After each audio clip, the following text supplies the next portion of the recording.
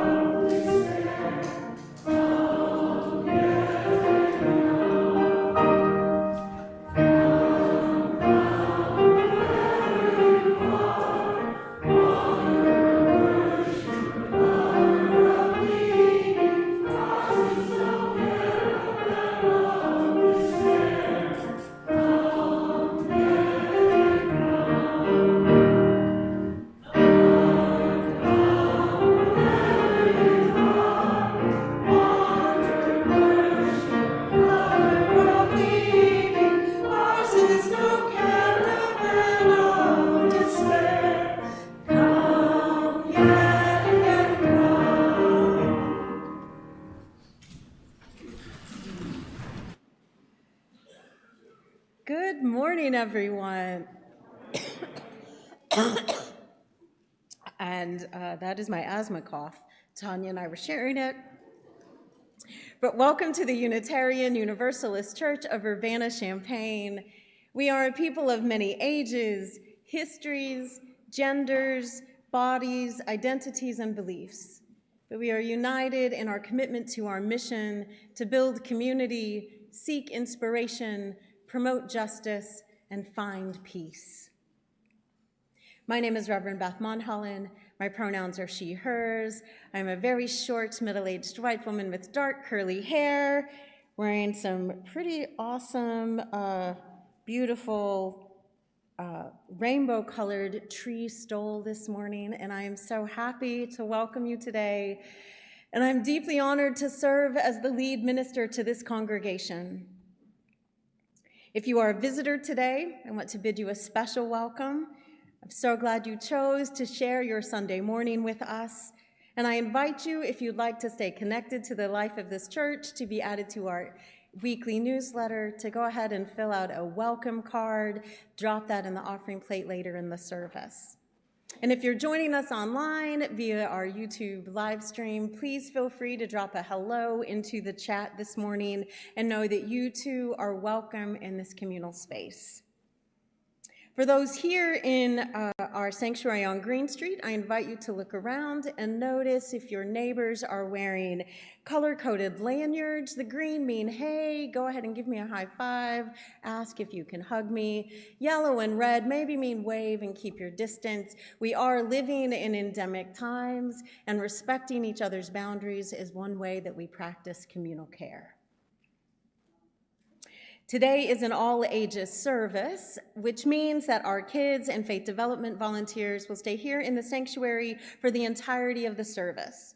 Our nursery is available for little ones 5 and under, but no matter your age, if you're feeling a little crowded here, you just want to stretch your legs, get a little more breathing room, you are always invited to go across the entryway into Fellowship Hall where the service is live streamed.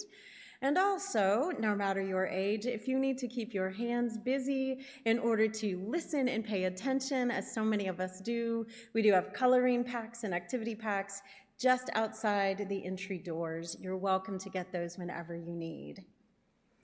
And with all of that, I'd like to just invite us to take a deep breath,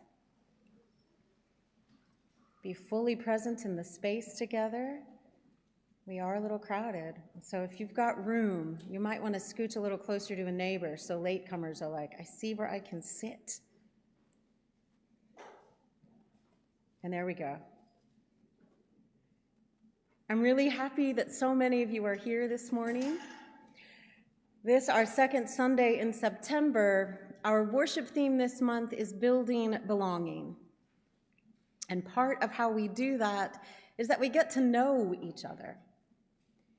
I say in our welcome that we have many different histories and identities, beliefs, and it is not being all the same, believing the same, coming from the same places that actually make us belong. It is celebrating, as Audre Lorde once said, celebrating the diversity of who we are, making space for all of our differences with curiosity and respect.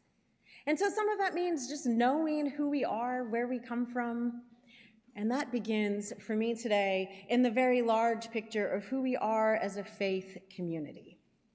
So we're going to start getting to know each other today by getting to know a little bit more about UUism. Unitarian Universalism. There will be a test, so take notes.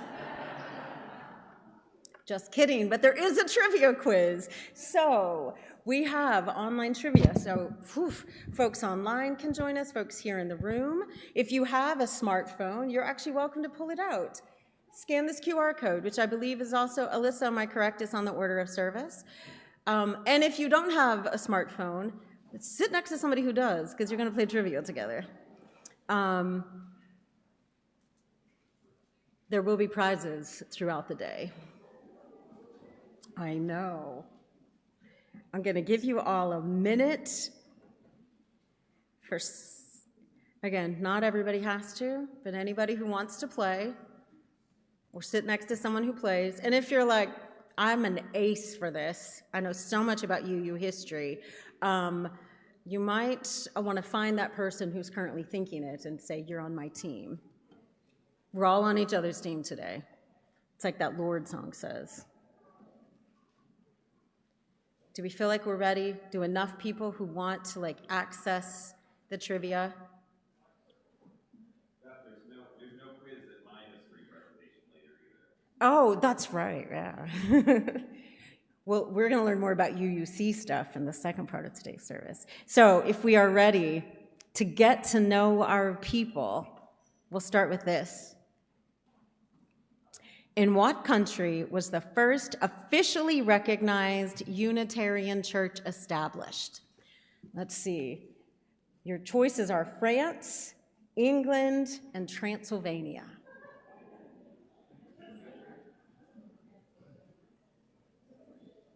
Let's see. Many, many people are responding. Oh my goodness, there's so many of you playing. That's great. All right, before we get to the answer, we're going to call out in the room in about 5 seconds. How many people think France? Raise your hand. How many people think England? Raise your hand.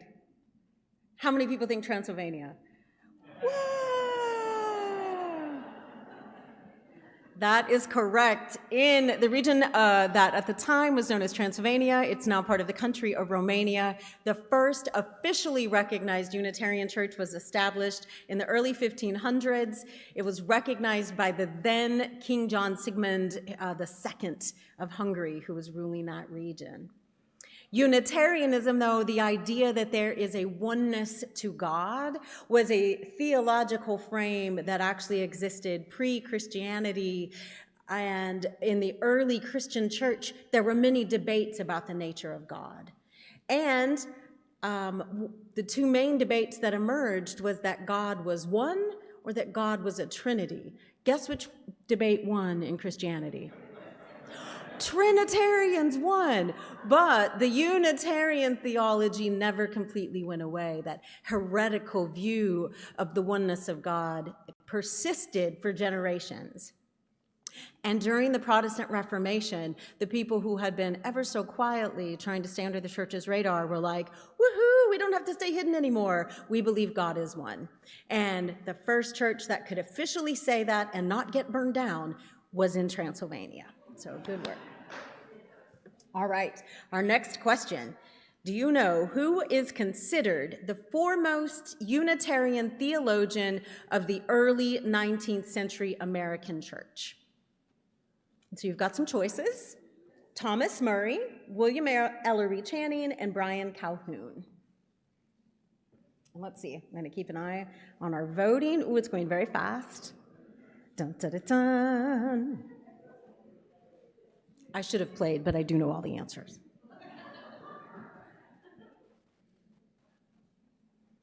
All right, I'll give everybody, we're almost there. All right, I'm going to offer to folks to shout out in the room. Who do you think it was? Channing, that's right. William Ellery Channing was indeed, he wasn't the first Unitarian, but he was the person who made Unitarianism in America far more widespread. And his namesake exists still here in Urbana. The Channing Foundation, established in the early 1900s by the Unitarian Church, which is now, of course, the Channing Murray Foundation. The Channing Foundation on campus was named in honor of William Ellery Channing. And so our next question is, who established the first Universalist church in America in 1779 and is actually considered the founder of American Universalism? John Murray, Benjamin Fritter, or Benjamin Franklin? Dun, dun, dun, dun. Trying to see where we all are. I'm not trying to trick you. Some of these are gimmies, maybe.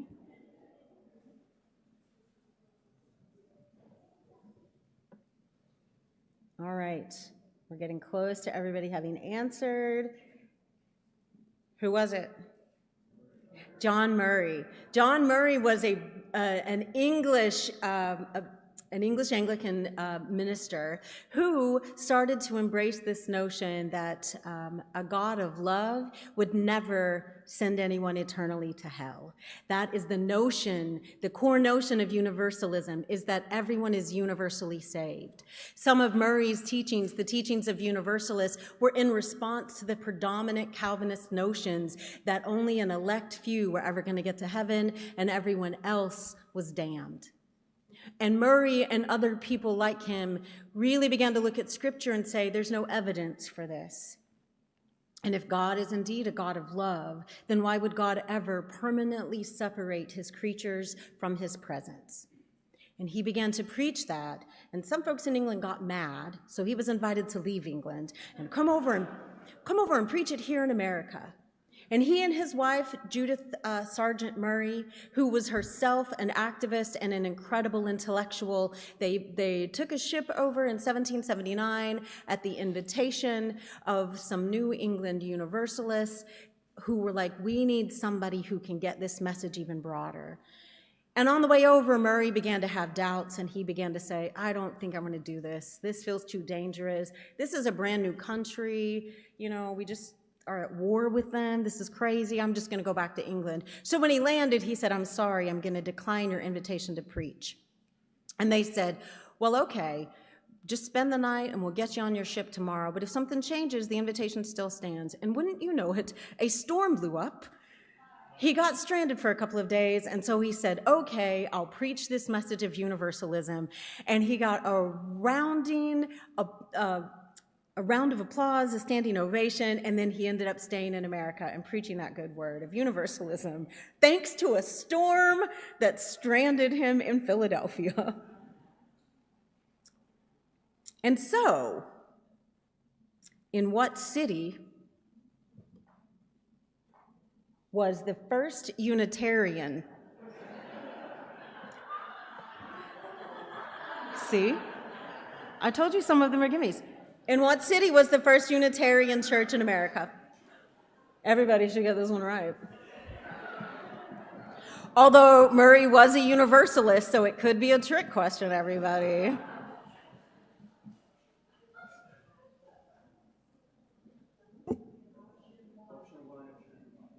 Yep, it's okay. We're telling you it's Philadelphia. Here's the thing, though. The first church in America to adopt Unitarian theology and to preach it from their pulpit was an established church, King's Chapel in Boston. But the first church actually established as a Unitarian church was First Unitarian in Philadelphia, which still exists today. You can go and preach it. The Reverend Abby Tennis, who is the minister there, is amazing. But that was the very first church in the country founded from its start as a Unitarian Christian church. King's Chapel is the oldest one to preach Unitarianism, though. So they do sometimes fight about who has the oldest credentials. All right. So our next question. Do you know who was the first woman minister? Sorry, I lost my place. The first woman minister in the United States to be ordained, achieve full ministerial standing, and be recognized by a religious denomination. So Lucy Burns, Alice Paul, or Olympia Brown.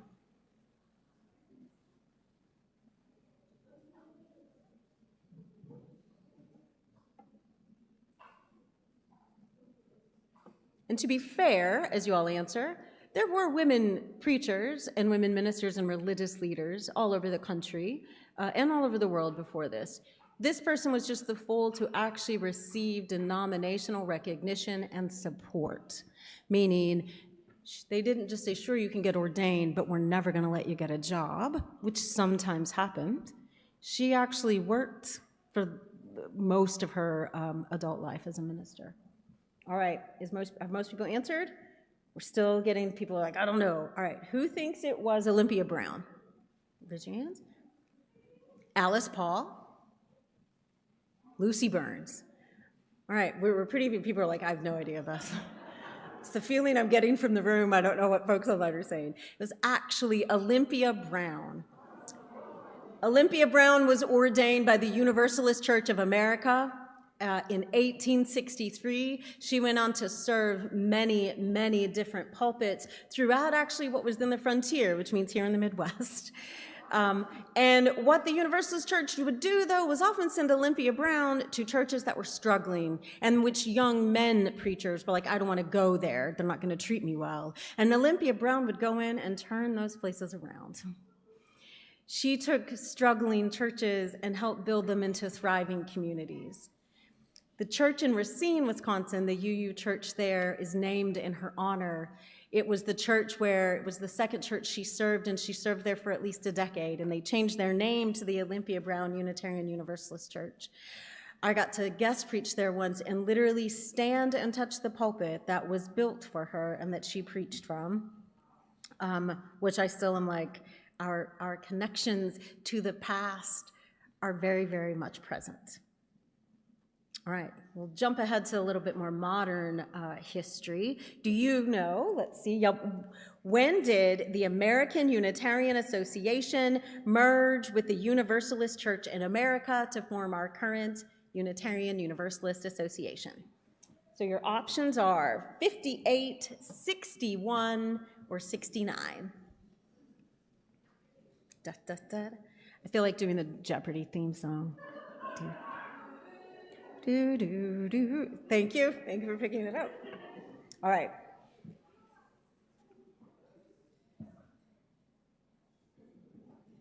A little slower responding to this one. Just pick one. Like, you don't know. Maybe they're all wrong. Maybe it's a really trick question. Just kidding. There's a right answer up there. I would not. Thank you, Winona. All right.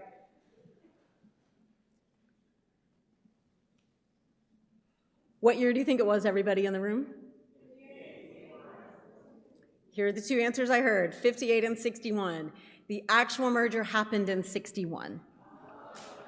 They had been talking about it for over a decade, and prior to that, the Unitarian Association of America had also been in talk with the Congregationalist Church about merging, and they decided that the Unitarians had become far too humanist for the Congregationalists, and so theologically they felt they had diverged too much. So then the Unitarians turned to the Universalist Church of America and said, do you mind that we're humanist? And the Universalists were like, everybody's equally saved and loved in God's eyes, so come on in, humanists.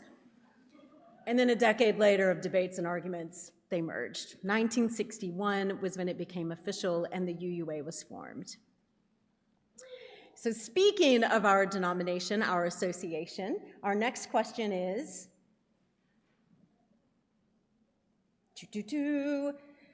after 20 years of being on record as an association in support of gay rights, in what year did the UUA launch its Welcoming Congregation program to help you churches more fully live into that mission? And so our options are 1990, 1980, or 2000. So what year did we officially, as an association, launch our Welcoming Congregation program? I know, we're like, when was it?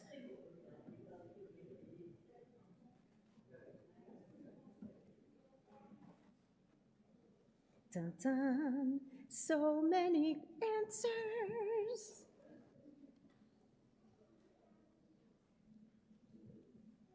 All right, folks are still answering. I'll give you like 10 more seconds.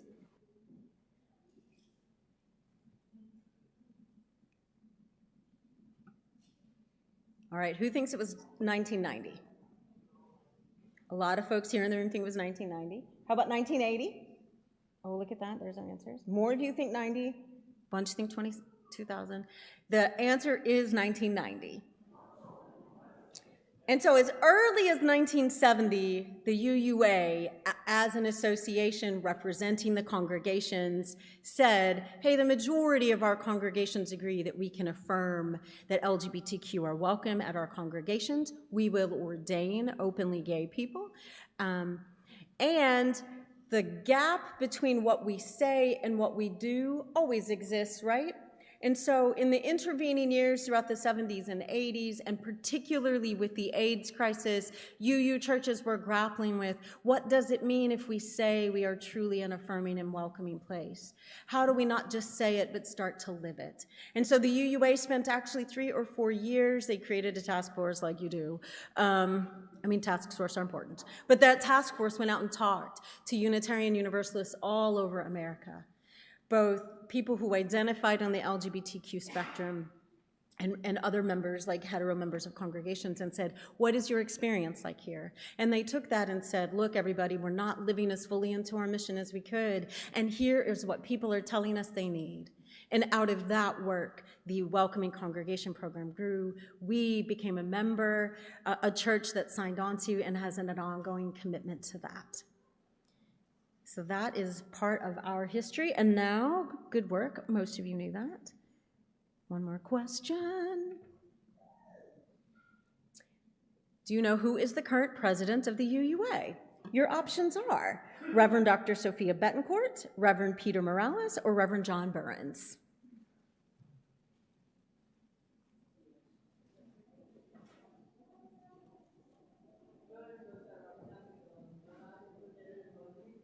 Dun,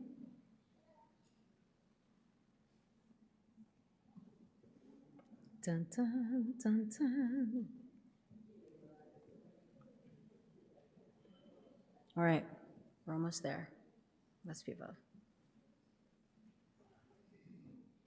I'm going to give you like 10 more seconds for the folks online and in the room. All right, who do you think it is? Reverend Dr. Sophia Betancourt, indeed. Dr. Sophia Betancourt is a queer, femme, woman of color. She is Afro-Latino. She was a professor at Starr King School for the Ministry for a long time, was ordained into Unitarian Universalist ministry well over 20 years ago, and has now been the president of our association for, this will be the beginning of her 3rd year. Yes? Okay, Mabel just shared that she was guessing the answers to all these questions. Who else was guessing the answers to all the questions? That's right. Mabel, how often did you guess right? Mabel guessed about 2 right. That's okay, Mabel. That's great. Thank you for playing. Did anybody get them all right? Did anybody?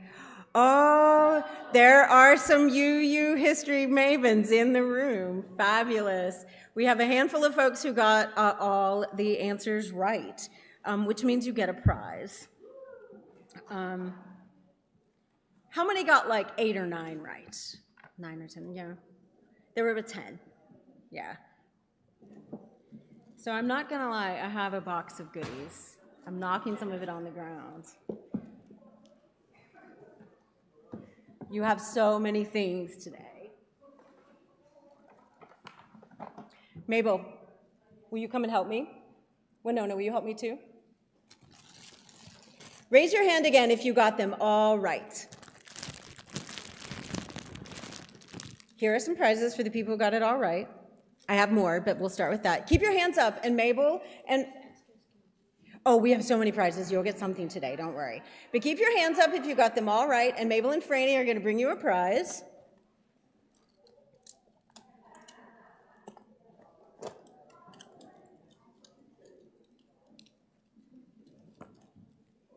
Take some of those and give it to other people. All right. Hands up. Thanks for playing, everybody. Yep. That's all right. Winona's got some more. And then truly, this box, and if you want to trade that in for candy later, there's so much candy. Okay. I have a few more. These are awesome UU things. Do you need a couple more? They are, or magnets. They're magnets. Mm-hmm. And truly, I'm giving you these prizes, and there's going to be more prizes, and there's going to be prizes during fellowship hour, so you can trade it in. I don't get my feelings hurt if people are like, we're going to do a gift swap. But knowing who we are collectively, this is going to be better there. Knowing who we are collectively, ¿es todo? Thank you, thank you. Thank you.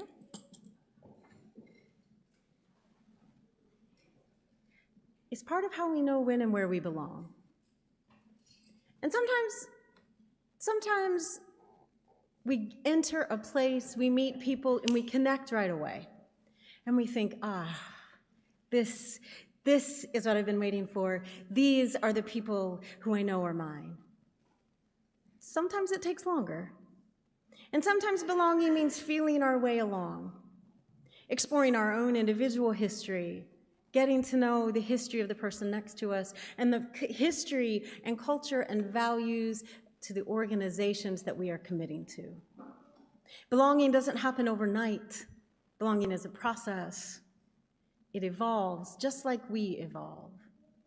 And this church, Unitarian Universalist Church of Urbana-Champaign, is indeed part of a larger association of UU churches that are committing to shared values to bringing justice and love into the world.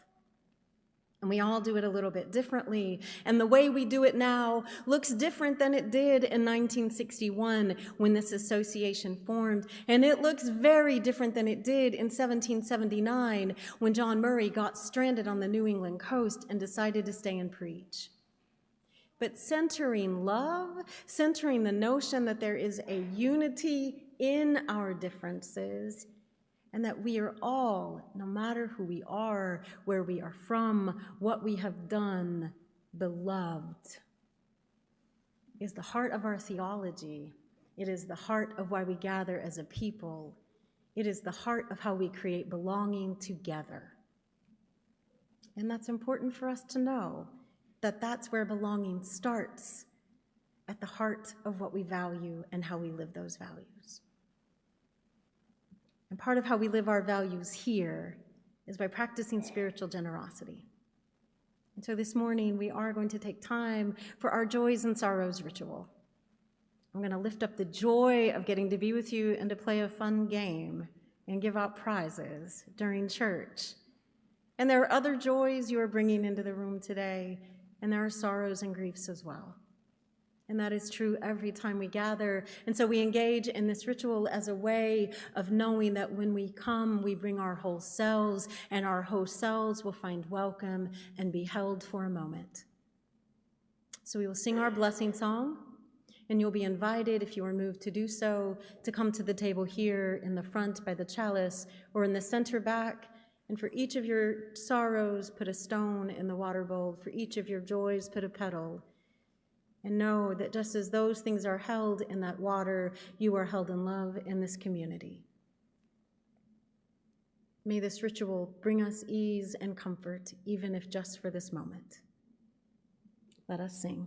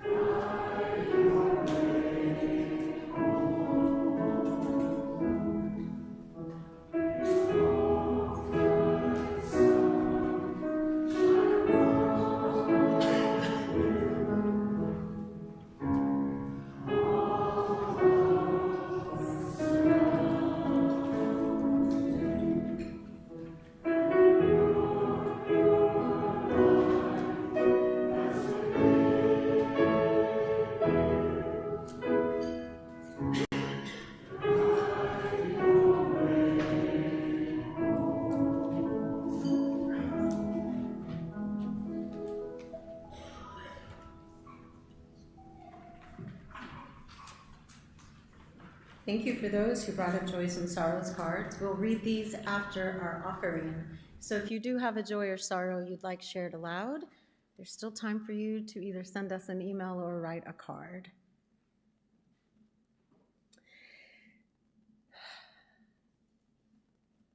We talk a lot in UU circles about the importance of our congregations, that we have congregational polity here, which means we, the congregation, determine the ways in which we will practice.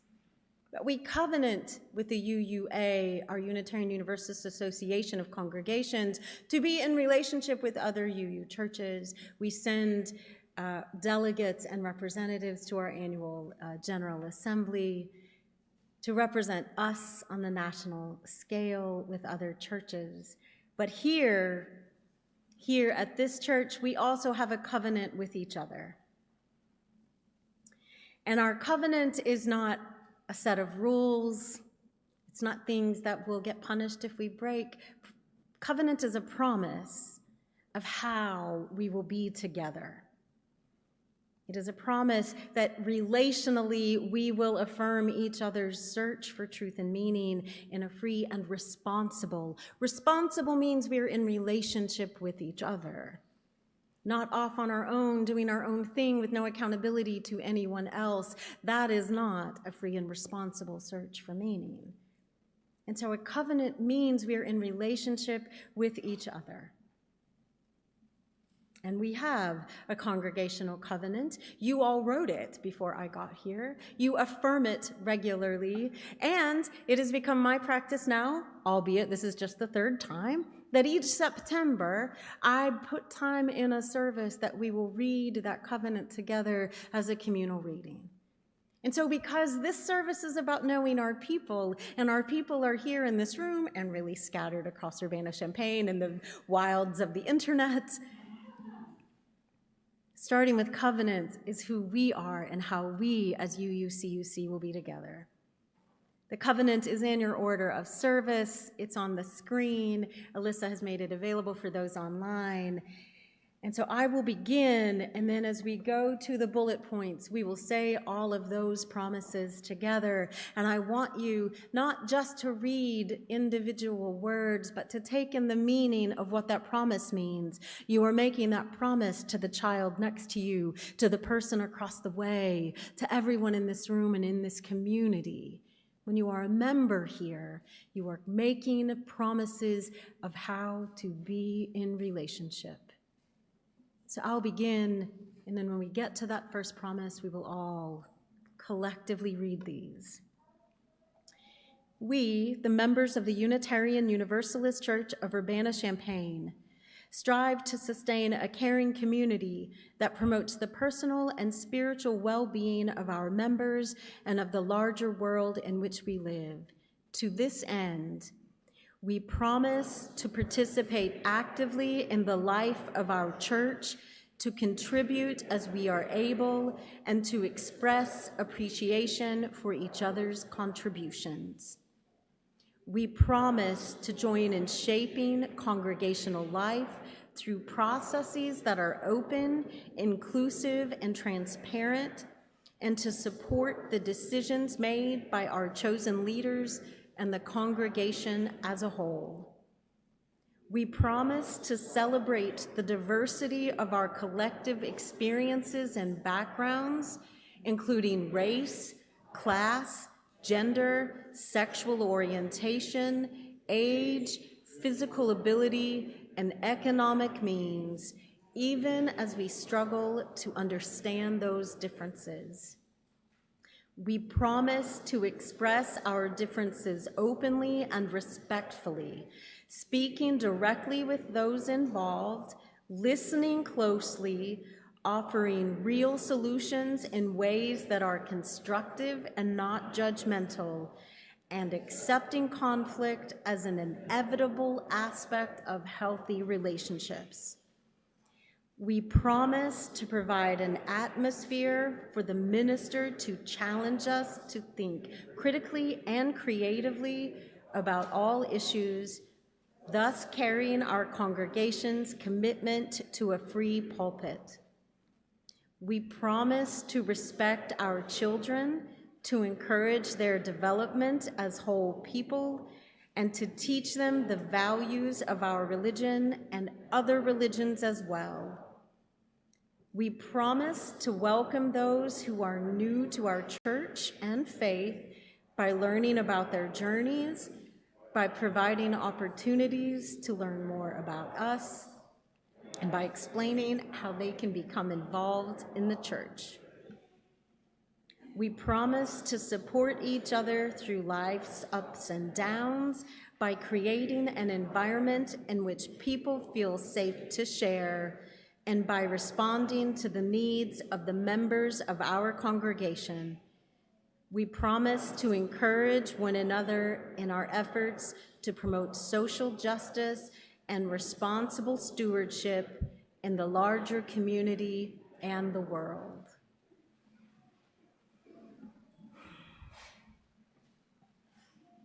I'm going to let that settle.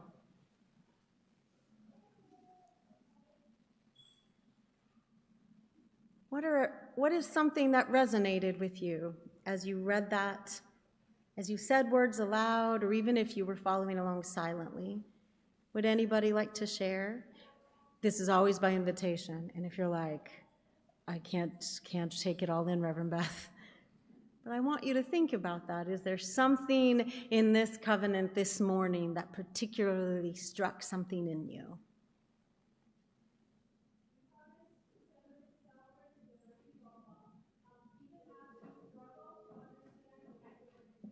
Yeah, we promise to celebrate diversity even as we struggle to understand those differences.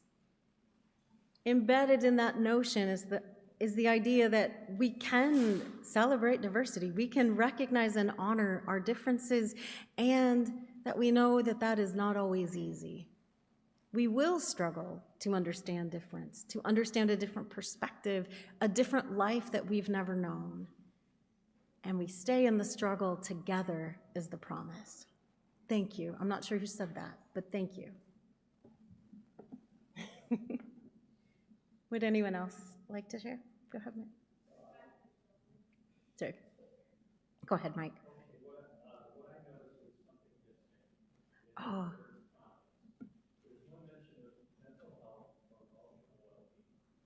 Oh, so Mike said he noticed something missing, which is lovely. And Mike's a relatively new member, and this is why we need newer people, because they notice things that longtime folks don't always. But here's what Mike said, for those who could not hear, that in that third promise, he noticed that there's no mention of mental health or emotional well-being. That might be something for us to circle back to the next time we are like, what do we need to revisit in our covenant together? Thank you, Mike. One more. Go ahead, Sam.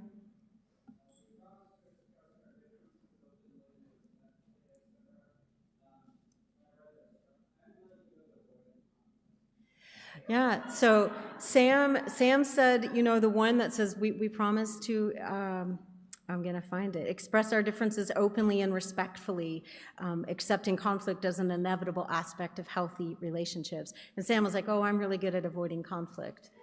You all, as your minister of 2 years, let me tell you, culturally, this congregation is collectively really good at avoiding conflict. That is not a criticism, it's merely an observation. And it is part of why the board and I spent all of last year reading a book together called Transforming Conflict and practicing ways to engage in healthy conflict as church leadership.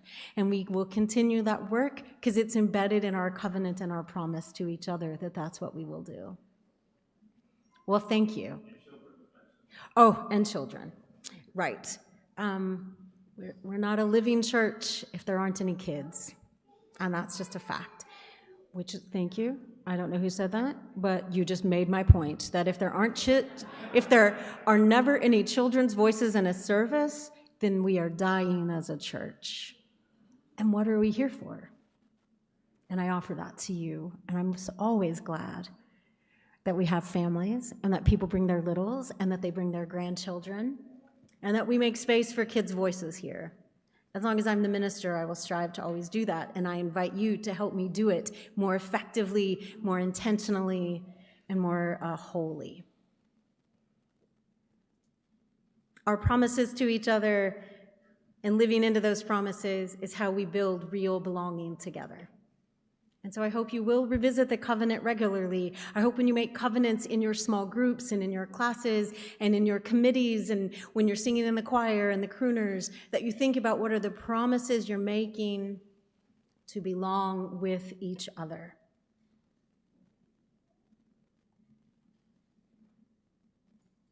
We were going to do another quiz, but I'm looking at my time, and instead I'm going to do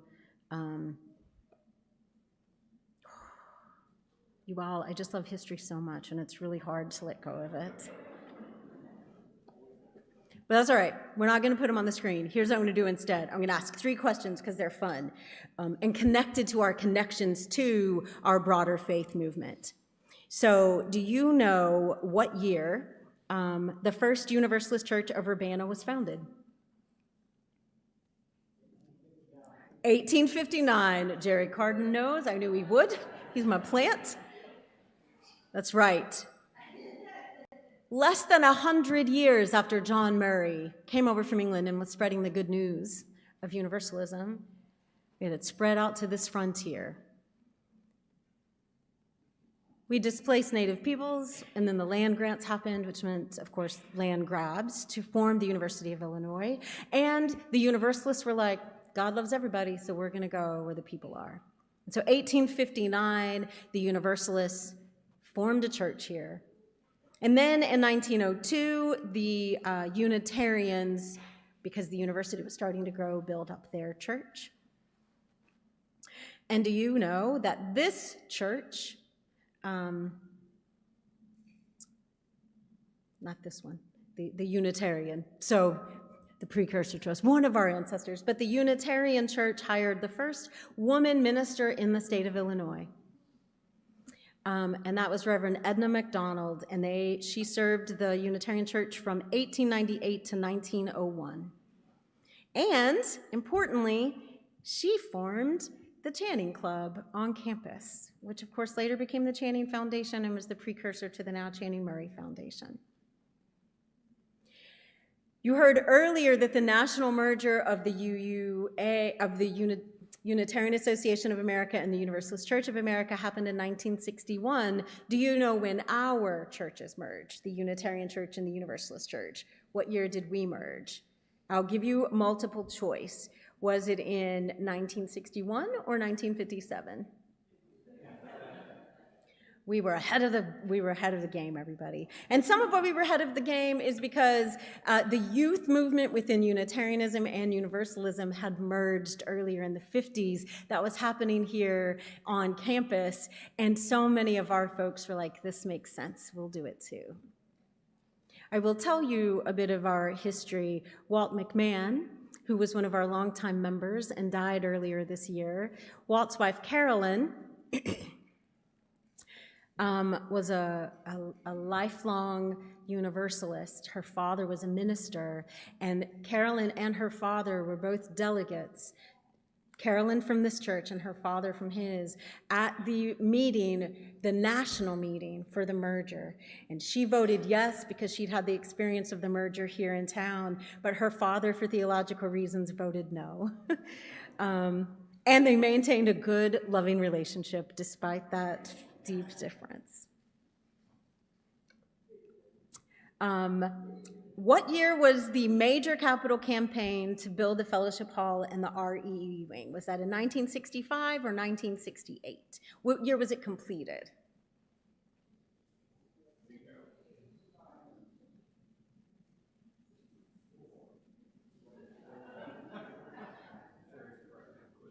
Right, sorry. There are, so the records in our official history book say that it was finished in 68. So, but started before then. And then we did another major capital campaign to refurbish that, and that started in 2001. Our space odyssey, because we're making more space. And today, and so this was going to be in the announcements, but I'll just jump to it. We're Jerry and I think Andy Robinson from our Buildings and Grounds team are going to do a lovely little history of our facilities, past and future dreaming, since we are going to be starting a stewardship project later this year. That's a little bit of our history. And Jerry Carden is our unofficial historian, so you should ask him all the questions about everything. But speaking of who we are as a people, I have decided monthly I want to do something in service called a shared ministry moment.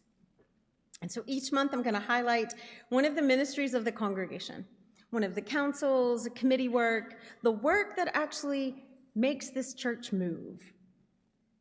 We're doing so much all the time, and it's often invisible to the larger congregation. And so I want to lift up and celebrate what all of your time and energy, and yes, your pledge dollars make possible at this church. It's September, and so it's nearly the end of our first fiscal quarter. Our church year officially begins on July 1st.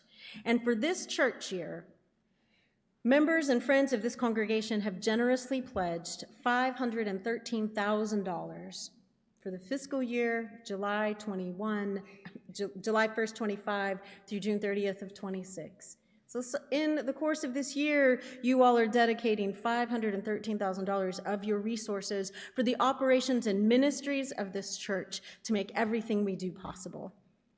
The rest of our budget is made up through other fundraising and donations. Our annual auction in April is a huge fundraiser. You'll hear more about that later in the year.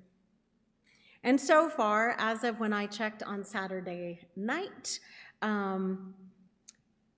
we're making great strides to people meeting their pledges. Some people give every single week, some people give monthly, some people give quarterly, some people give annually. It doesn't matter how you give. I'm just so grateful that you do.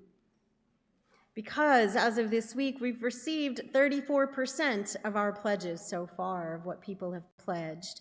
And that is amazing, and I'm filled with gratitude. That equals, and these are approximate round numbers, about $178,000 towards the church's operations. And by operations, I mean things like paying our $1,600 Ameren bill every month. But I also mean things like candles for worship, supplies for kids, coffee, books for your meetings, Soul Matters packets. All the things that help us connect and live our mission to know that we belong. And so this morning for our shared ministry moment, the council I want to highlight is our Faith Development Council. And partly because it's the beginning of the church year and you can still register for so many faith development things. Families here in the room, listening online, just so you know, if you have not yet registered your kids for Sunday Faith Development, you still can. Isn't that wonderful? Even if you're only going to come once or twice a year, sign your kid up so we have your information and know how to reach you. But you can also register for so many other things that Faith Development is offering for adults. Small group ministries, the deep listening groups that use Soul Matters. We have collaboration with QUAC to do a common read, both in the fall, and then a common read with racial justice in the spring. There's so many ways to connect to each other. And Faith Development, under the leadership of our director, Kelly Skinner, and Natalie Danner, who is the lay leader, she is the council chair, and so many more than 35 volunteers who keep Faith Development running. So I'm thankful for that. So if Kelly and Natalie, I see them both, could stand up for a moment. Actually, if you both could come up here, that would be great, if you could make your way up. They did not know I was doing this, so surprise!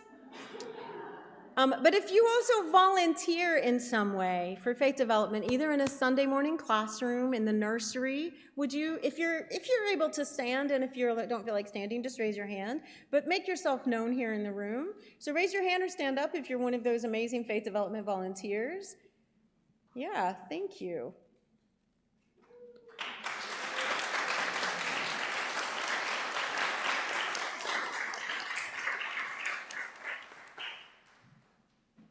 Faith development runs, obviously, the Sunday morning classes for our, literally, the nursery, so little ones from 0, or no one can be 0, like a day old, if you bring your day old baby to church, I don't know, all the way up to our youth group, and we're doing a coming of age this year for the first time since before the pandemic, and I'm so grateful for all the kids and the volunteers who are making that happen. We have over 60 kids, was it still around 60 kids officially registered? We know there's more who come. And so we're just so grateful. We're also, Kelly's leadership has also expanded our OWL program, Our Whole Lives, our comprehensive sexuality education program, which is a lifespan program delivering content in age-appropriate ways for little ones, middle schoolers, high schoolers, and adults. Today they can still sign up for Adult OWL. Yeah, you can still sign up for Adult OWL. And so I'm so grateful for all of that. There's so much that goes on behind the scenes to make it possible. But another thing that goes on behind the scenes is that Kelly has been diligently working to become a certified religious educator with the UUA, which is a very intense, multi-year process. And earlier this summer, I got a fabulous letter from Reverend Cecilia Klingman, who is the Deputy Director of Ministries and Faith Development for the UUA, letting us know and congratulating Kelly on completing 75 hours of Sparks training. And Sparks is a specific religious education professional development module. 75 hours Kelly has completed towards, it's a major milestone towards certified religious educator. And so I'm so grateful. I wanted to lift that up today as part of the shared ministry. I want to thank Natalie for being Kelly's intense congregational partner, but I do have a little gift for Kelly. ¿Dónde está? To celebrate and to congratulate you on reaching that milestone for certification.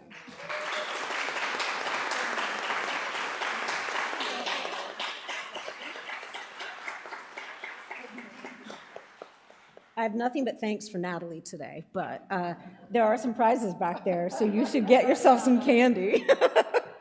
Thank you. And now we're going to go a little long today, everybody, but it's okay because we're almost done. I'm going to invite Liz back up for our announcements, and I want to thank you both again. Liz will share some of our announcements, including a special guest spot announcement today. Then we'll have our offering, and then I have one more quick activity for you, and then you'll get more prizes in fellowship hour.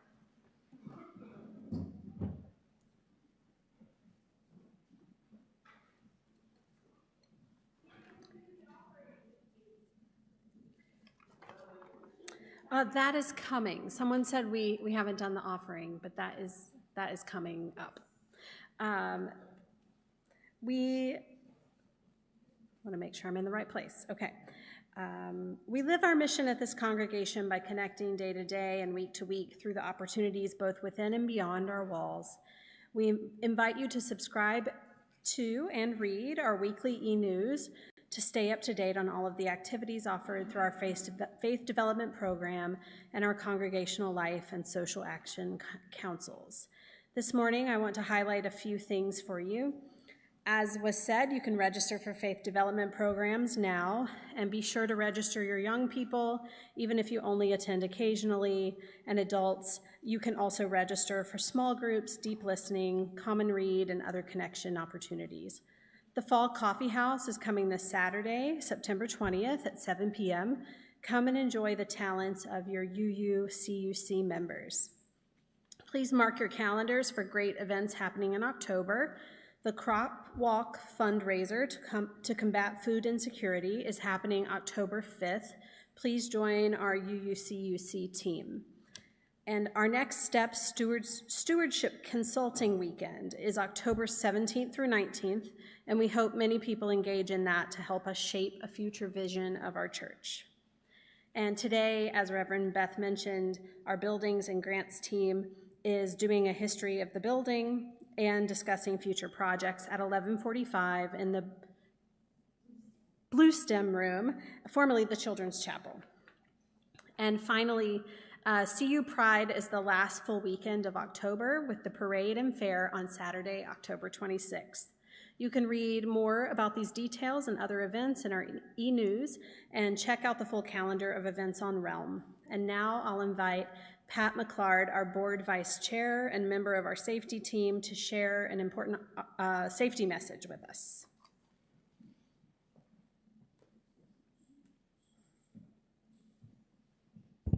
Good morning.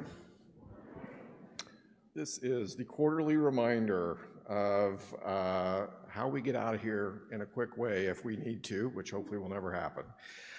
So just a few reminders. So if you need to exit the room, there are exits on the west side, and there's actually two. There's the double doors there, which go out, another set of double doors out to the street. And then in the back section there's another door that actually has a separate door. That's a single door. So I probably would encourage you to use the double door if possible, but again, whichever has the least number of people in it. On the east side, obviously, the doors that you came in, there is the ramp for those who need to use it. There are doors that exit north and south, so that way and that way for those who are challenged around directions. When you exit, if you're exiting on this side of the building, congregate in the what we call the south lawn. Please stay out of the parking lot because obviously that's where the emergency vehicles are going to come. If you're exiting on the north side, then the gathering place is across the street, across Green, in the parking lot, which some of you park in behind the Timothy John, thank you. I don't know why I can't remember that. But the parking lot of Timothy John's. If you have kids in downstairs, the teachers will evacuate them. As difficult as I know this is as a parent, please do not go downstairs to try to gather them yourselves. The teachers, I promise you, will take care of them and make sure that they are exited. There is a door in every room for the kids, so they will get out probably before everyone else. And I think that's it. Thank you.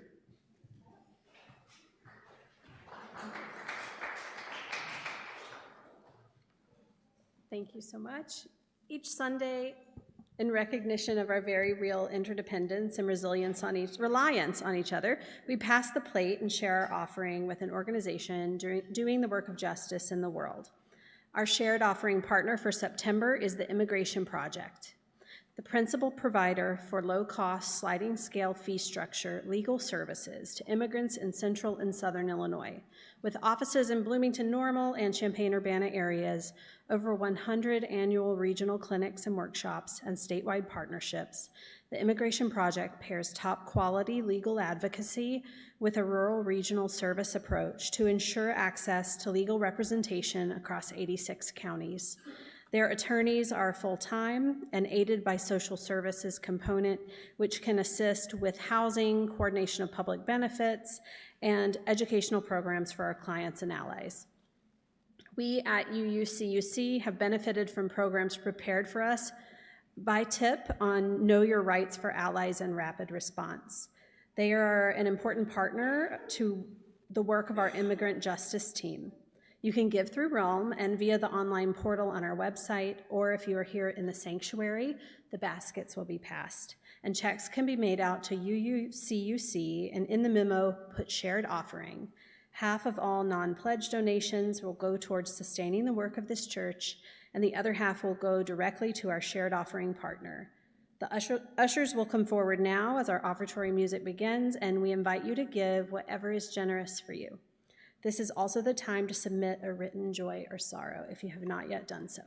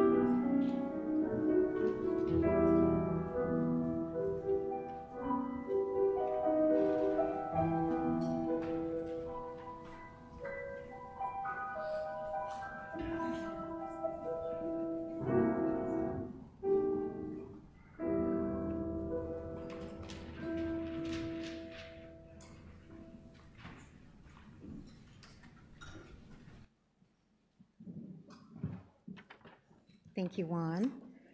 And thank you, Mabel. Mabel is coming up to be my assistant. She also made me a picture. I don't know, I'm gonna hang it up in my office. I'm doing an audible today since we're already over time. We have many, many joys and sorrows, obviously, that have been submitted. And I will read the majority of these next week. But there was a theme in several of them submitted here in the room and online. And so I do want to just lift this up collectively for us. Many people are expressing grief at the ongoing and rising political violence in America, and at the ongoing devastation of gun violence that we as a nation seem unwilling to truly address. And so I want to hold that today for all of us, that no matter, again, our histories, no matter our political ideologies, our social standings, we can all grieve the fear that so many of us live with, and the death that we seem to glorify as a nation and as a people here of faith, that we can turn to each other and our value of centering love and say, here we will resist that kind of hatred. Many of you have personal joys and personal sorrows, and it was wonderful to read, and I will share them next week. But for this morning, to close us out, we're going to do one more thing, but you're mostly going to do it in fellowship hall, and that's why Mabel's going to help me. Getting to know our history as a organization, as a faith community is important, our history as a church, but getting to know your histories of each other. That helps you know each other. It helps you know more deeply with whom you belong. And so sometimes that starts right up here. How many people were born in the month of September? Raise your hand. Look around the room. You might share a birthday with somebody here. I discovered this year, born in the month of May, that I share a birthday with both Theo and Gail on May 10th, right? Yeah. Right? There's a bunch of us. See how fun? Find somebody that you share a birthday month or a birthday day with. How many people in this room have brown eyes? I don't have brown eyes, mine are hazel. Do you even know what color are the eyes of the person next to you? I couldn't tell you, I'm not gonna lie. I don't know what color your eyes are, everybody. How many of you have a pet? Any kind of pet. How many of you have a pet that is not a dog or a cat? Ooh, the hands went down, but there's still some up. Let's find out what their pets are. How many of you were born and raised as a UU? You all, there's a handful of hands in this room. They're not just unicorns. How many of you were completely unchurched until you found your way here? Is there anybody like that? A handful of folks, yeah. We come from all walks of life. We have all different kinds of histories, different experiences, different things that we personally love. How many of you think Star Trek is better than Star Wars? I love starting that fight. It's okay. Sometimes the things that help shape us make us laugh. Sometimes they seem silly, but they're stories that matter to us. So what are the stories that you're carrying? What are the stories that Mabel, you're 10 now, right? Yeah, Mabel's 10 years old. That's the oldest she's ever been, everybody. We're all each always the oldest we've ever been, and we all have stories, and those stories make us who we are, and finding safe ways to share our stories is how we build belonging together. So I have a fun game I want you to play, and this is in honor of our dear beloved Reverend Sally, our associate minister who is now thriving, leading a church in Canada. But Sally had us play human bingo the last few beginnings of the church years. And so we are going to do that in Fellowship Hall. Everybody's going to get a bingo card. You can rock around, wheel around if you're in a wheeled device, or make kids come up to you. And you're going to find somebody, for example, who has a tattoo. There's a bunch of us about here who have tattoos. They're going to sign your card once. You're going to go find somebody else who maybe is left-handed. There's just fun, silly things on here, but I want you all to play. And if you're not the kind of person who usually talks to people in fellowship hall, or to not the kind of person that talks to people outside of your table, or you're new here and you absolutely don't even know anybody, that's awesome. Today's your chance to have a conversation starter and say, what's your name? Can I ask you a question? Can I get to know you? Can we all belong here? And that's what I want for us today. Mabel and I are going to each take a stack, and we're going to stand in different doorways of fellowship hall, and everybody's getting one. That's why Mabel's here to be my helper. So I want you all to think about how and to whom you belong, and then we're going to sing our closing song, and then we'll extinguish our chalice together, and then we're all going to play. And you all, this basket of prizes has candy, it's got fidget toys, it has paper crowns, so we'll give out lots of bingo prizes today, but the first 2 people who get a blackout card are going to get a little chalice from me today, so that's your main prize. But I'm going to invite you now to rise in body or spirit for our closing song. Come sing a song with me, and for the sake of time, everybody, we're just going to do the first verse. So we'll do the first verse, and then we'll extinguish our chalice.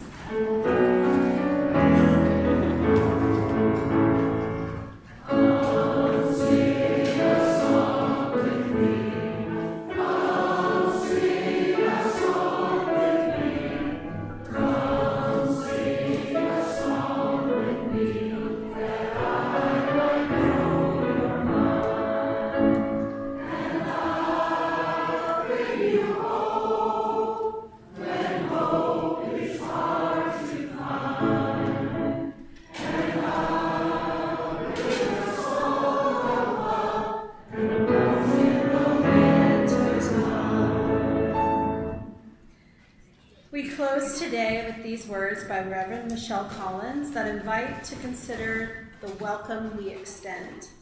The words are in your order of service and will be on the screen, and we'll say them together.